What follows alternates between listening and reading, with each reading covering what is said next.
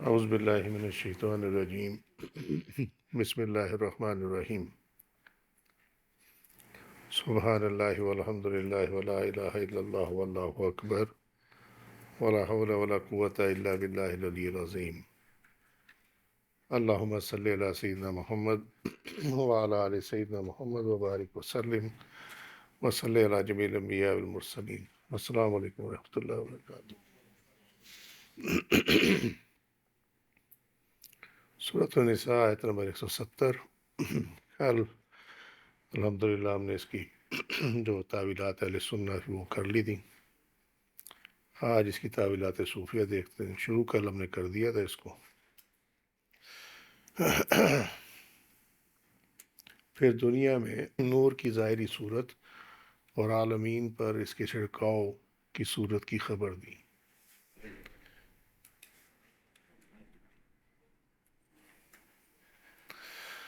جب فرمایا یا ایھا الناس قد جاءکم الرسول بالحق من ربکم،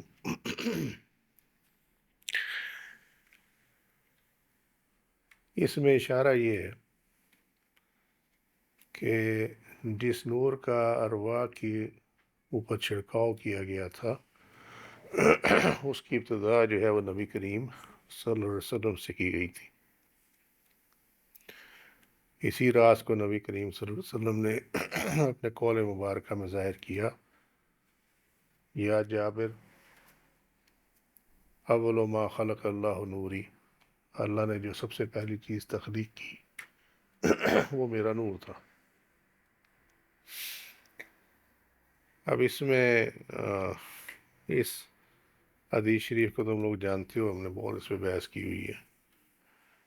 یہ حدیث نور ہے، اس کا ایک حصہ ہے، اور اس کے متعلق آرام سے کہہ دیا جاتا ہے کہ جی معاذ اللہ استغفر اللہ، یہ جھوٹی حدیث ہے، یہ کوئی اس کا حقیقت سے کوئی تعلق نہیں ہے، نہ یہ نبی کریم صلی اللہ علیہ وسلم نے فرمایا یہ کہا جاتا ہے۔ مگر یہ مصنف عبدالرزاق میں اس کے کچھ باب تھے، اگر یاد ہو تو شروع کے باب جو ہیں وہ غائب کر دیے گئے تھے، نکال دیے گئے تھے مصنف عبدالرزاق میں سے۔ اس میں یہ ایک حدیث نہیں تھی، اس میں ایک کچھ نماز کے باب تھے، کچھ اور تھے، اور ایک اس میں اور حدیث تھی حضرت ابن عباس رضی اللہ عنہ کی، جس میں یہ تھا کہ نبی کریم صلی اللہ علیہ وسلم کا سایہ نہ تھا۔ وہ بھی اسی کے ساتھ ہے، وہ الجز مفقود میں ہے۔ یہ پھر یہ افغانستان میں ایک نسخہ ملا اور وہاں سے یہ دوبارہ لے لیا گیا۔ جو اہل سنت ہیں انہوں نے تو اس کو اختیار کر لیا، مگر جو اہل حدیث ہیں انہوں نے اپنی ضد پہ قائم ہیں، اس کو شامل نہیں کرتے۔ مگر جیسے اللہ کی ذات کا ہونا کسی کے انکار اور اقرار سے پہ ڈپینڈ نہیں کرتا، اس پہ منحصر نہیں ہے، اسی لیے قول نبی صلی اللہ علیہ وسلم جو ہے وہ ایک حقیقت ہے، اگر وہ ہے تو کسی کا انکار یا کسی کا اقرار اس کی صحت پہ کوئی اثر نہیں ڈالتا۔ نبی کریم صلی اللہ علیہ وسلم کامل نور کے حامل ہیں، یہ کل ہم ڈسکس کر چکے ہیں، اور اللہ تعالیٰ نے اس نور کے ذریعے آپ کا سینہ کشادہ فرما دیا، اور انوار وحی کی مدد سے اس نور کو اتنا بڑھایا کہ آپ صلی اللہ علیہ وسلم کے ظاہری و باطنی اجزاء کا احاطہ کر لیا، یعنی آپ کے جسم مبارک کی کوئی ایسا جز نہیں تھا، کوئی ایسا حصہ نہیں تھا جو کہ پر نور نہ ہوتا۔ بس آپ صلی اللہ علیہ وسلم کو سراپا نور بنا دیا، جیسا کہ آپ صلی اللہ علیہ وسلم نے اللہ تعالیٰ نے دعا کی، اور یہ دعا جو ہے یہ تہجد کے بعد کی جاتی ہے۔ آپ کی سنت مبارکہ میں یہی ہے کہ یہ والی دعا تہجد کے بعد آپ مانگا کرتے تھے۔ اے اللہ تو میری قبر میں نور کر دے، میرے قلب میں نور بھر دے، میرے آگے، میرے سامنے، میرے پیچھے، میرے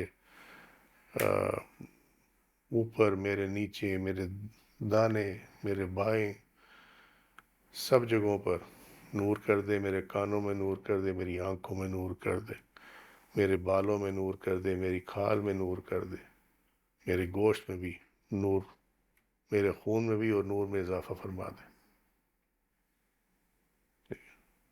میرے لیے نور بنا دے، علامہ جعلنی نورا۔ سنن ترمذی کتاب الدعوات چیپٹر 30 حدیث کا نمبر 2419۔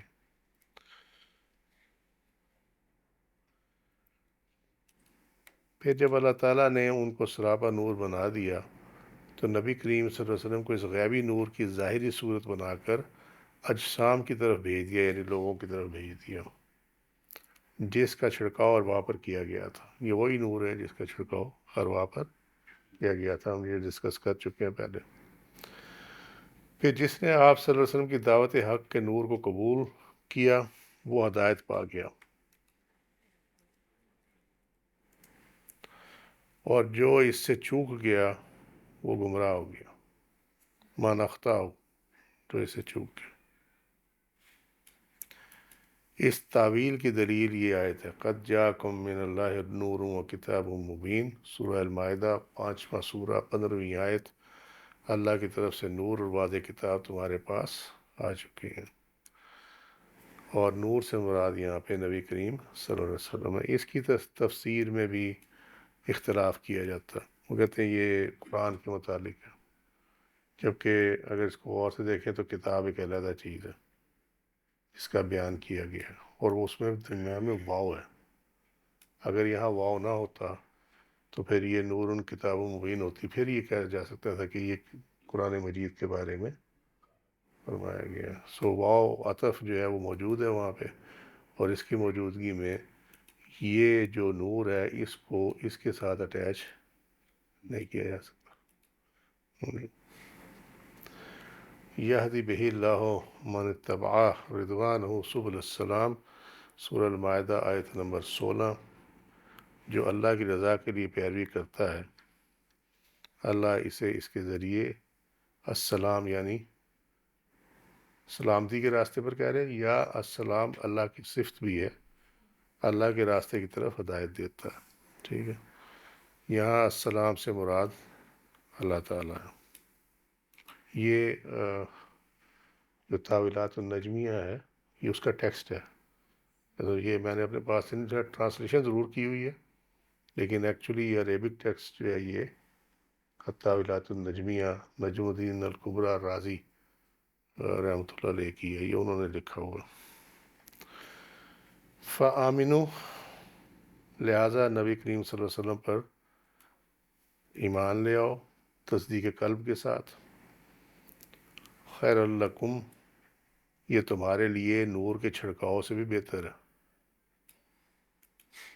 اب کہا جائے نور کے چھڑکاؤ سے تو سارا کچھ بنا، لیکن مسئلہ یہ ہے کہ وہ وہاں تھا جہاں آپ کو بھی یاد نہیں ہے کوئی ایسی چیز ہوئی ہے یا نہیں ہوئی ہے، ٹھیک ہے۔ دیکھو نا چھڑکاؤ، اس ٹائم تو کوئی ہسٹورین وہاں بیٹھا نہیں ہوا تھا، یہ تو ہمیں حدیث شریف میں ملا نا کہ ایسا ہوا۔ تو بہتر اس وجہ سے ہے کہ اب وہ آپ اس نور کو پریکٹیکلی دیکھ سکتے ہو نبی کریم صلی اللہ علیہ وسلم کی صورت میں، ٹھیک ہے، آپ ان کی صحبت اختیار کر سکتے ہو۔ تو یہ جو چیز ہے وہ تو ہونا تھا لمحاتی چھڑکاؤ، یہ تو اگر آپ کو اللہ توفیق دے تو آپ ساری زندگی آپ صلی اللہ علیہ وسلم کی صحبت میں گزار سکتے ہو، ٹھیک ہے۔ اب اس پہ اعتراض یہ آئے گا کہ جی وہ تو تھا، چلو صحابہ کے لیے تو یہ بات مان لی، لیکن جو بعد والے ہیں وہ ہاں؟ تو سورہ جمعہ آیت نمبر 2 پڑھ لینا جا کے، 2 اور 3، کہ نہ صرف ان کے لیے ہدایت ہے جو کہ آپ صلی اللہ علیہ وسلم کے عہد مبارک میں موجود تھے، بلکہ بعد میں آنے والوں کے لیے بھی۔ تو صحبت آپ صلی اللہ علیہ وسلم کی اللہ کے فضل و کرم اور اس کی رحمت سے آج بھی میسر ہو جاتی ہے اگر اللہ تعالیٰ چاہے۔ ایسا نہیں ہے کہ آج جو ہے یا کل جو ہے یا روز محشر تک آنے والے ٹائم میں آپ صلی اللہ علیہ وسلم کی صحبت جو ہے وہ یا آپ کے پردہ کر جانے کے بعد وصال مبارک کے بعد وصال یاد رکھنا، وصال سے مراد ہے مل جانا، جڑ جانا، اور وہ ہے وصال الہی. اس لیے جو انتقال ہے اس کو کہا جاتا ہے وصال.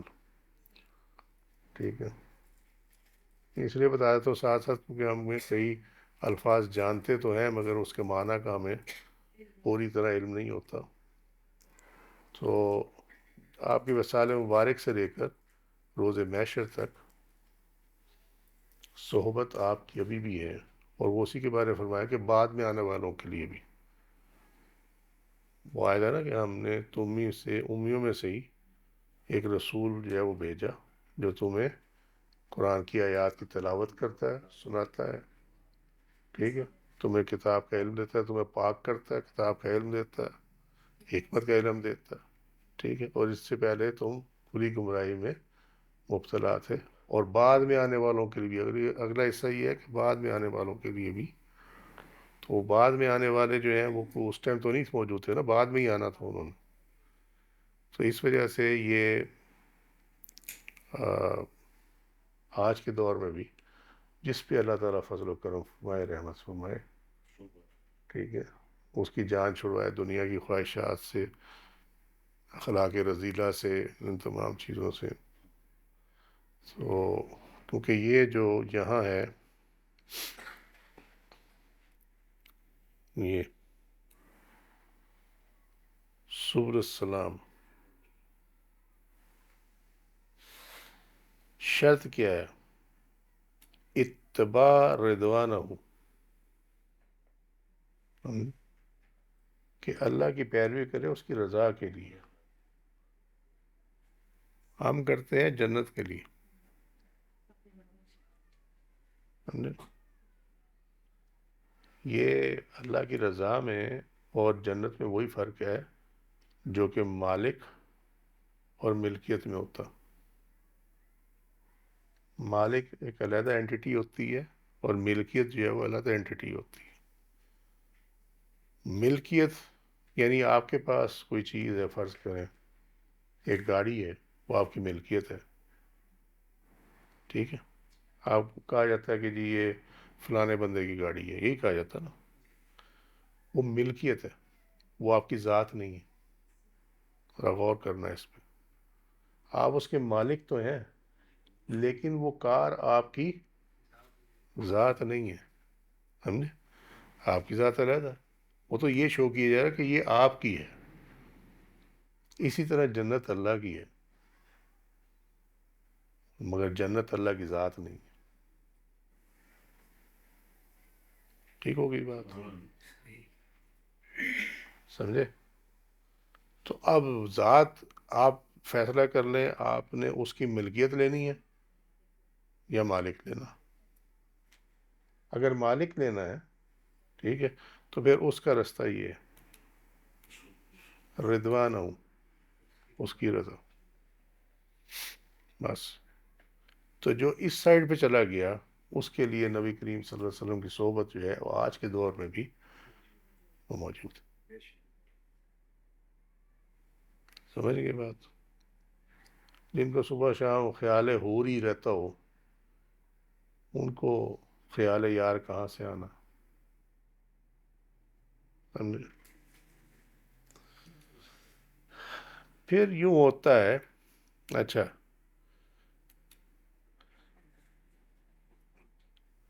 ابھی تم نبی کریم صلی اللہ علیہ وسلم کے دین کے بجائے کسی اور مذہب پر عمل پیرا ہو، یہ اہل کتاب کے لیے. ٹھیک ہے، جبکہ وہ غیبی نور جس کا چھڑکاؤ کیا گیا تھا ایمان کے ساتھ گواہی سے جڑا ہوا ہے. ایمان کے ساتھ گواہی سے جڑا ہوا ہے. اب یہ بڑی تھوڑی سی نا ٹف ٹرف میں ہم جا رہے ہیں. It's not that easy. سمجھے؟ تو اس کو سمجھ لینا، اللہ تعالیٰ توفیق عطا فرمائے. ایمان کے ساتھ اس گواہی سے جڑا ہوا ہے جو کہ حضرت محمد صلی اللہ علیہ وسلم پر ایمان لانے کی صورت میں دی جانی ہے. یہی پھٹا ہے، یہ وہ پھٹا ہے جس کی لوگوں کو ہوش ہی نہیں.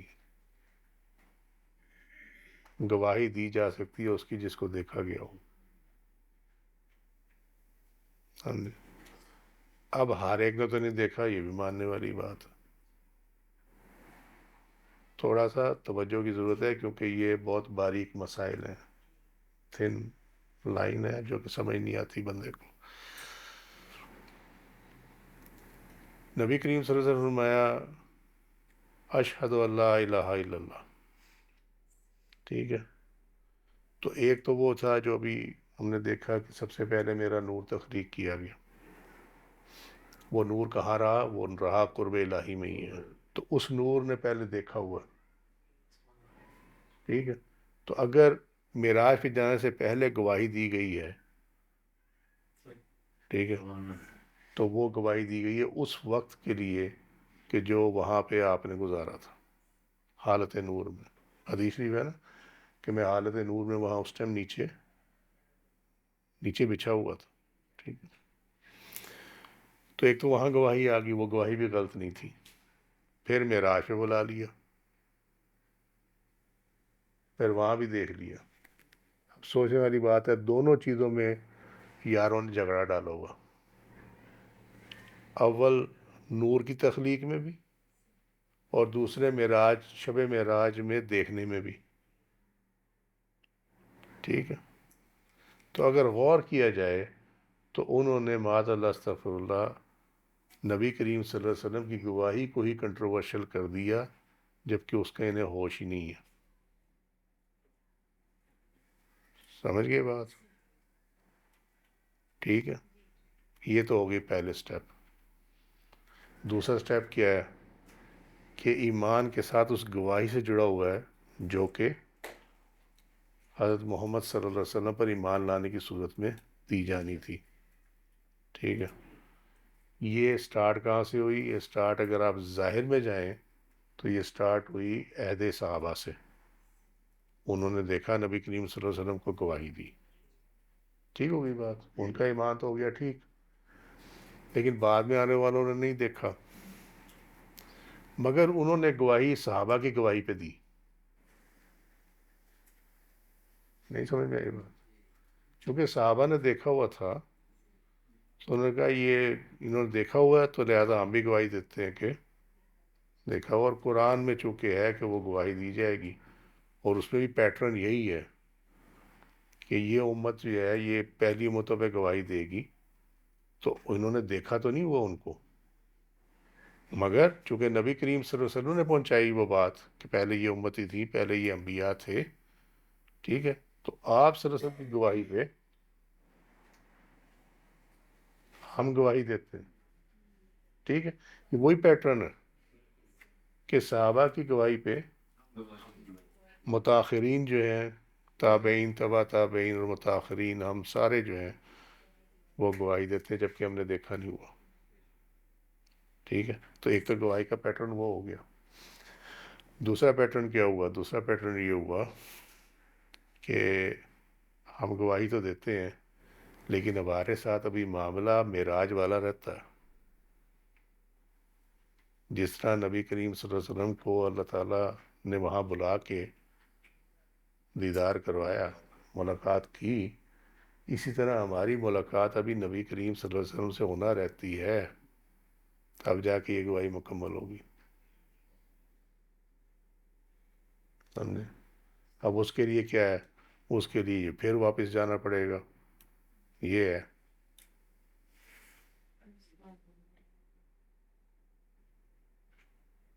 سمجھے؟ ایک ہوتا ہے عام بندے کو بھی، گناہ گار بندے کو بھی اللہ چاہے تو نبی کریم صلی اللہ علیہ وسلم کا دیدار مبارک ہو جاتا ہے نیند کی حالت میں، ٹھیک ہے؟ مگر وہ صحبت نہیں ہوتی، صحبت میں اور دیدار میں وہی فرق ہے جو کہ معشوق کے دیدار میں اور معشوق سے نکاح میں فرق ہے، سمجھے بات؟ یعنی آپ نے ایک دفعہ دیکھ لیا، آپ گزر گئے، یہ دیدار ہو گیا، لیکن ایک کیا ہوا؟ آپ کا تعلق قائم ہو گیا، ٹھیک ہے؟ مرد عورت کے معاملے میں یہ ہوا کہ نکاح ہو گیا، اب وہ چاہے باہر کام کے لیے جائے، چاہے عورت میکے جائے، ان کا تعلق ختم نہیں ہوتا، سمجھے؟ تو اس مثال کو بیس کر کے ذرا سمجھ لو کہ جب نبی کریم صلی اللہ علیہ وسلم سے تعلق قائم ہو جائے تو چاہے آپ زمین میں ہیں، چاہے آپ قبر میں ہیں، اور چاہے آپ سدرۃ المنتہا پہ ہیں، سمجھے، آپ کا تعلق ختم نہیں ہوتا۔ سو یہ گواہی وہاں پہ جا کے مکمل ہوتی ہے۔ اب یہ ڈیٹیل جو ہے اس پہ کہہ دیں گے دیوانوں کی باتیں ہیں۔ ہاں جی، کیونکہ معاملہ یہ ہے کہ ہمارا تو دین وہی ہے جو ہم نے دیکھا، ہم نے پڑھا اور ہم نے سنا، جس پہ ہم عمل کرتے ہیں وہی شریعت ہے، وہی دین ہے۔ یہاں اصول یہ بن گیا ہوا، مگر یہ انسان کے بنائے ہوئے اصول ہیں، یہ حقیقتوں کے قریب نہیں بھی ہیں، اور یہ حقیقت نہیں بھی ہو سکتی، سمجھے۔ اسی لیے قرآن کا ایک ظاہر ہے اور ایک باطن ہے۔ کچھ لوگ ظاہر تک رہتے ہیں، وہ اس کے ظاہر کو اڈاپٹ کرتے ہیں، کچھ اس کے ظاہر اور باطن دونوں کو اڈاپٹ کرتے ہیں۔ پھر ہوتا یوں ہے کہ نور علی نور، نور پر نور ہے، ٹھیک ہے۔ یہدی اللہ لنورہ من یشاء، وہ اپنے نور کی طرف جس کی چاہتا ہے رہنمائی کرتا ہے، ٹھیک۔ یعنی جن کی ارواح پر نور کا چھڑکاؤ پہنچا تھا، انبیاء نے ان امتوں کی دارالسلام کی جانب رہنمائی فرمائی، اور ان انبیاء کی پیروی کرتے ہوئے وہ امت دارالسلام تک پہنچی۔ جنہوں نے اپنے وقت کے نبی، کتاب، صحیفے کی پیروی کی، ٹھیک ہے، وہ دارالسلام تک پہنچ گئے۔ یہ دارالسلام جو ہے وہ جنت کا ایک تب وہ درجہ بھی ہے، یہ وہی درجہ ہے جہاں پہ دیدار الہی ہوتا ہے، اور وہ دیدار ہی جو ہے وہ گواہی کے ساتھ اٹیچ ہوتی ہے، چونکہ آپ گواہی صرف سننے پہ نہیں ہوتی بلکہ دیکھنے اور سننے پہ ہوتی ہے۔ مگر جو حضرت محمد صلی اللہ علیہ وسلم پر ایمان لایا اور آپ صلی اللہ علیہ وسلم کا ظاہر اور باطن تابع ہوا، وہ السلام یعنی اللہ تعالیٰ سے مل جاتا ہے۔ اسی لیے اسے دارالسلام کہا جاتا ہے، کیونکہ وہاں اللہ کے سوا اور کوئی موجود نہیں ہے، کوئی اور شے ہے ہی نہیں ہے وہاں پہ، ٹھیک۔ یہ اس وجہ سے کہ اس کے نور غیبی جس کا چھڑکاؤ نصیب ہوا تھا، نور شاہدی یعنی نبی کریم صلی اللہ علیہ وسلم سے تقویت ملتی ہے، ٹھیک ہے۔ اس کے نور غیبی کو نور شاہدی یعنی نبی کریم صلی اللہ علیہ وسلم سے تقویت ملتی ہے، یعنی آپ صلی اللہ علیہ وسلم کا ہونا، موجود ہونا، اس چیز کی تصدیق ہے کہ وہ نور کا چھڑکاؤ جو ہے وہ کیا گیا تھا۔ لہٰذا دو قسم کے اجر ہوں گے، ایک جنت، جنت میں دخول یعنی جنت میں داخلہ، اور ایک اللہ تعالیٰ کا وصل۔ یہ دیکھو وہی بات آ گئی، دونوں مختلف چیزیں۔ اس کی دلیل یہ ہے اللہ تعالیٰ کا جو فرمان ہے، یا ایھا الذین آمنوا اتقوا اللہ وآمنوا برسولہ یؤتکم کفلین من رحمتہ، سورہ الحدید 57واں سورہ 28ویں آیت۔ اے اہل ایمان، اللہ سے ڈرو اور اس کے رسول پر تصدیق قلب کے ساتھ ایمان لاؤ، ٹھیک ہے۔ یہ دیکھو پھر وہی میم کسرہ کے ساتھ ہے یہاں پہ آمنو کی، ٹھیک۔ وہ تمہیں اپنی رحمت سے دوگنا اجر عطا کرے گا، کفلین، دوگنا، ٹھیک ہے۔ یعنی کیا ہے کہ اللہ سے ڈرو، نبی کریم صلی اللہ علیہ وسلم کو مت جھٹلاؤ۔ جہاں یہ تکذیب کا لفظ آ جائے نا، کذب سے ہے یہ، جو کہا جاتا ہے نا ان کی تکذیب کرتے ہیں، دیٹ مینز ان کو جھٹلاتے ہیں، ان کو مانتے نہیں ہیں، بلکہ ان پر تصدیق قلب کے ساتھ ایمان لاؤ۔ یؤتکم کفلین من رحمتہ، یعنی ایک یہ کہ اس نے تمہیں نور کے چھڑکاؤ سے نوازا جس کے باعث تم انبیاء پر ایمان لائے، اور دوسرا یہ کہ نبی کریم صلی اللہ علیہ وسلم پر ایمان لانے کے باعث تم اللہ کا وصل پا سکو گے۔ کلیئر ہو گئی اب بات، ٹھیک ہے۔ یعنی وصل نبوی صلی اللہ علیہ وسلم وصل الہی کی شرط ہے، یہ یاد رکھنا فکر. وصل نبی صلی اللہ علیہ وسلم وصل الہی کی شرط ہے. جو نبی سے نہ ملا وہ اللہ سے نہیں ملتا. یہاں کہتے ہیں ڈائریکٹ ہو جاؤ، یہی کہتے ہیں نا. ٹھیک ہے، تو وصل کہاں سے ملے پھر؟ وصل کہاں سے ملے؟ وَإِن تَكْفُرُوا، اور اگر تم نبی کریم صلی اللہ علیہ وسلم کا انکار کرتے ہو، آپ کی رسالت کا، ٹھیک ہے، آپ کی نبوت کا،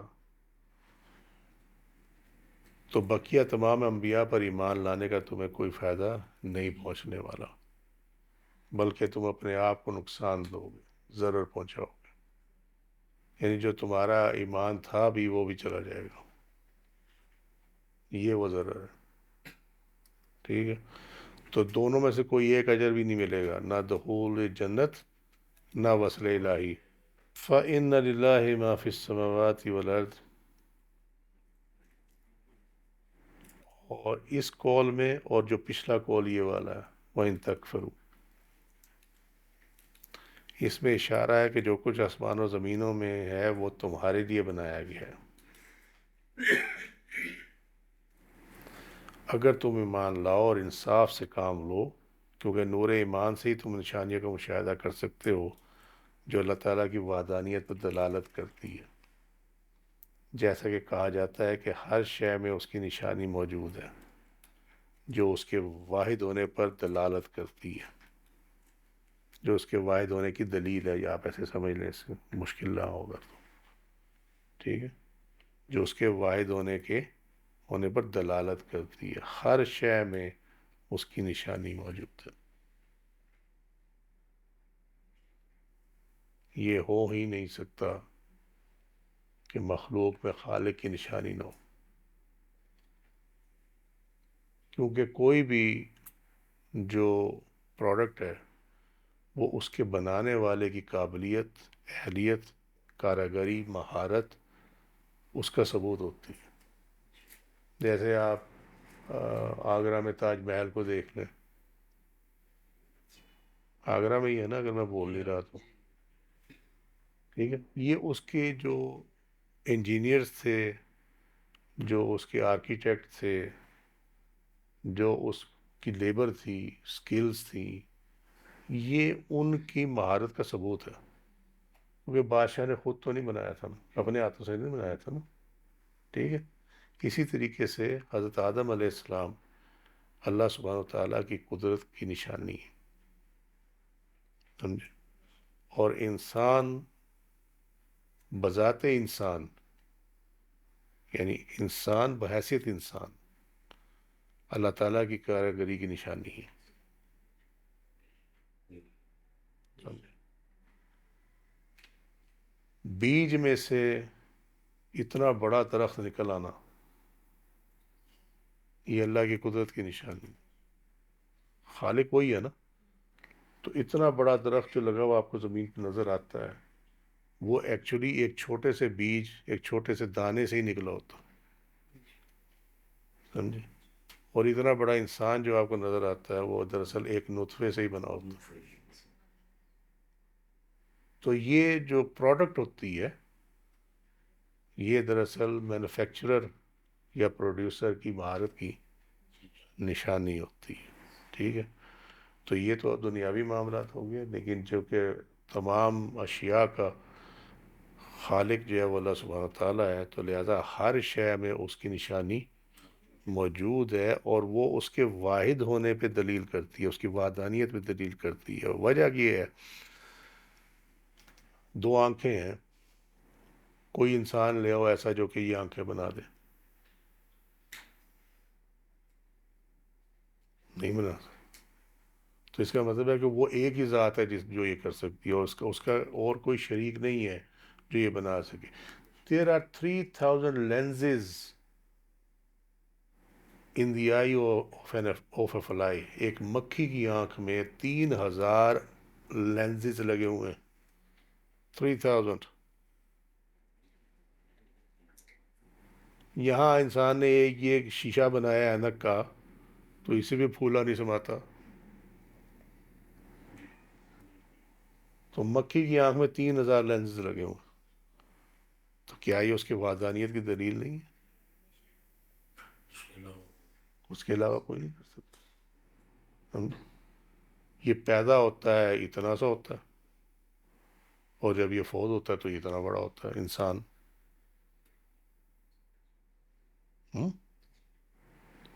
اگر خوراک میں یہ اٹ سیلف یہ کیپیسٹی ہوتی کہ اس کے استعمال سے جسم بڑھ جاتا، تو پھر زمین جس سے وہ اگتی ہے، ایک زمین 10 زمینوں میں کنورٹ ہو جاتی. ایک کنال زمین جو ہے 10 کنال میں کنورٹ ہو جاتی. لیکن اس میں اٹ سیلف یہ کیپیسٹی نہیں ہے، بلکہ اللہ اس میں یہ کیپیسٹی دیتا ہے. اگر آج وہ اس کیپیسٹی کو واپس کھینچ لے تو آپ دیکھ لیں کہ زمینیں بنجر ہو جاتی ہیں. یہ وحدانیت کی نشانی ہے ساری.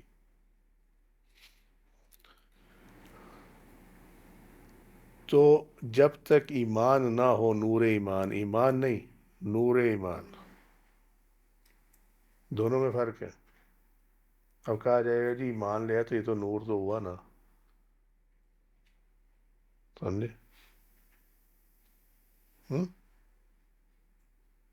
بڑی سمپل سی مثال ہے. آپ ایک کمرے میں لائٹ آن کر کے چلے جائیں، اس لائٹ کا فائدہ کیا ہے جس میں دیکھنے والا کوئی نہ ہو؟ وہ جل رہی ہے، اس کا فائدہ کوئی نہیں. اس لیے کہ جس نے اس سے فائدہ اٹھانا ہے وہ تو کمرے میں ہی نہیں ہے، یعنی ضائع ہو گئی وہ چیز.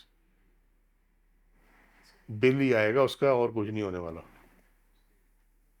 ٹھیک ہے، جب تک کہ اس سے فائدہ اٹھانے والا کوئی نہ ہو.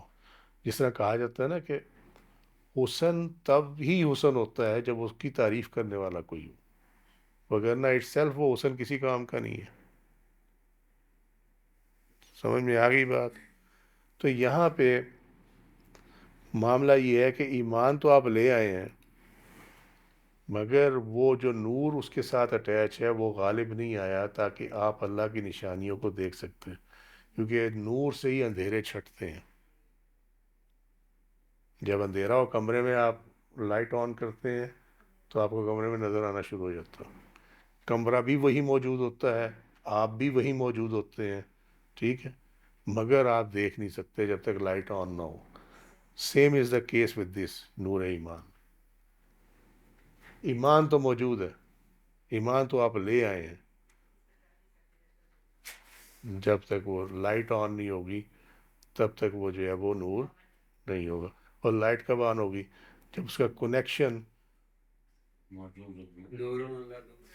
نہ، وہ جب کنیکشن جو ہے وہ جا کے ملے تمہاری گریڈ سے جہاں سے بجلی آ رہی ہے.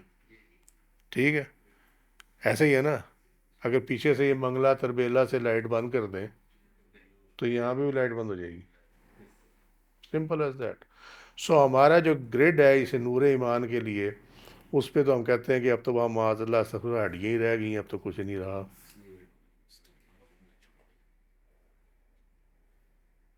سمجھے؟ ہمارا گریڈ وہ انہوں نے بند کر دیا ہوگا تو نہیں جی وہ تو وہ ہے ہی نہیں ہے. لیکن ان کے بند کرنے سے کہنے سے کچھ نہیں ہونے والا. جو ہے وہ ہے. اور مجھے ایک بہت ہی اعلیٰ بات پہنچی کسی کے ذریعے کچھ دن پہلے، وہ تمہارے ہمارے مریدوں میں ہی ہے. تو وہ ایک درس سنا تو وہ اسی رات وہ خواب دیکھا کہ مزار شریف ہے. کیونکہ اس درس میں نے کہا تھا کہ یہ جس طرح بھی میں کہہ رہا ہوں کہ کوئی مانتا یا نہ مانے حقیقت تو نہیں بدلتی. تو وہ مجھے بتایا گیا کہ وہ صاحب مزار جو ہیں، دیکھا یہ ہے کہ صاحب مزار قبر میں سے ایسے سیدھا اٹھ کے بیٹھ گئے ہیں، اور انہوں نے عربی میں ایک بات کہی، اور 3 حرف ہیں اس کے، لیکن اس کے اندر ساری کہانی چھپی ہوئی ہے. چونکہ وہ بڑی کام کی چیز ہے اس لیے تمہیں سنا رہا ہوں. من کانا ہو،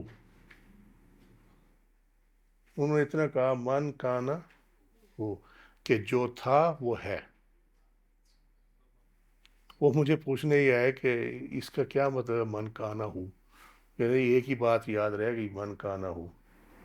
ٹھیک ہے، تو سمجھایا کہ من کانا جو تھا ہو وہ ہے، وہ کہیں چلا نہیں گیا.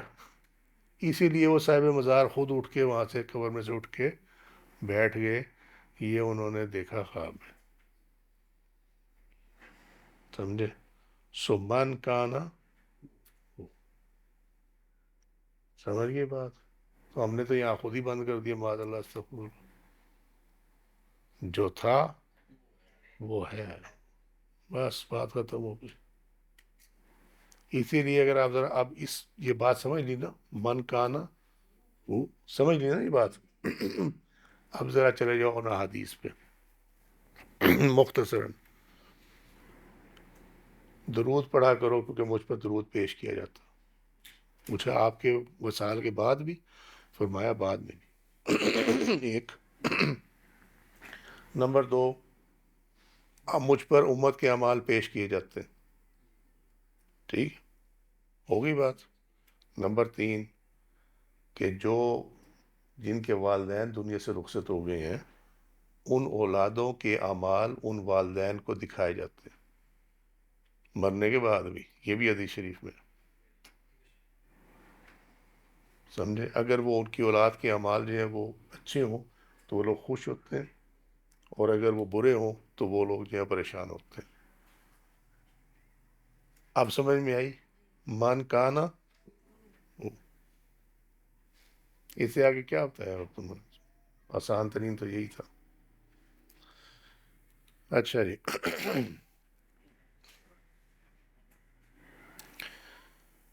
وَإِن تَكْفُرُوا، اور اگر تم انکار کرو گے تو پھر تمہارے لیے کچھ نہیں ہے، بلکہ سب کچھ حقیقی طور پر اللہ ہی کا ہے. ٹھیک ہے. وَكَانَ اللَّهُ عَلِيمًا، اللہ تعالیٰ ازل سے جانتا ہے ان لوگوں کے ظاہری و باطنی احوال کو جن کو نور میں سے حصہ ملا پھر وہ ایمان لائے، اور جن کو نور میں سے حصہ نہ ملا پھر انہوں نے کفر کیا. دونوں طرح کے لوگوں کو اللہ تعالیٰ ازل سے جانتا. ٹھیک ہے. حکیماً، وہ ہر شے کو اس کے مقام پر رکھنے والا ہے. جیسا کہ اہل کتاب کی ارواح کو نور کا چھڑکاؤ اس حد تک پہنچا کہ وہ دوسرے انبیاء پر ایمان لائے، لہٰذا انہیں ایک حصہ رحمت کا عطا کیا کہ وہ ایمان تو لے آئے. ٹھیک ہے، اہل کتاب تو ہو گئے. جبکہ وہ ارواح مومنین جنہوں نے نبی کریم صلی اللہ علیہ وسلم پر ایمان لانا تھا، انہیں اپنی رحمت سے دو حصے عطا کیے. ایک نور شاہدی کی صورت میں، یعنی آپ صلی اللہ علیہ وسلم سراپا جو ہے ان کی صورت میں، اور دوسرا مخلوق کی جانب سراپا رحمت کو بھیج کر. ایک نور شاہدی کی صورت میں، اور ایک جو ہے سراپا رحمت کو بھیج کر، جیسا کہ اللہ تعالیٰ نے فرمایا وَمَا أَرْسَلْنَاكَ إِلَّا رَحْمَةً لِلْعَالَمِينَ، ہم نے آپ کو عالمین کے لیے رحمت بنا کر بھیجا ہے. ٹھیک ہے. نور شاہدی، اور دوسرا مخلوق کی طرف اس نور شاہدی کو بھیج کر.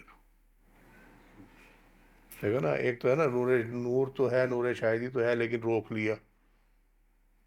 لیکن دوسرا حصہ رحمت کا کیا ہے کہ بھیج بھی دیا تاکہ تم ان کی صحبت اختیار کرو، ان کو دیکھ لو کہ ہاں واقعی ہیں، اور تمہیں یہ پتہ چلے کہ جو نور کا چھڑکاؤ ہوا تھا اس کی حقیقت کیا ہے. سمجھ گیا بات؟ تو آج کے لیے اتنا ہی. وما علینا الا البلاغ واللہ رسول عالم بالصواب. سبحانک اللہم وبحمدک، اشہد ان لا الہ الا انت، استغفرک واتوب الیک. عملت وظلمت نفسی فاغفر لی فإنه لا يغفر الذنوب إلا أنت. سبحان ربك رب العزة عما يصفون وسلام على المرسلين والحمد لله رب العالمين. السلام علیکم ورحمۃ اللہ وبرکاتہ.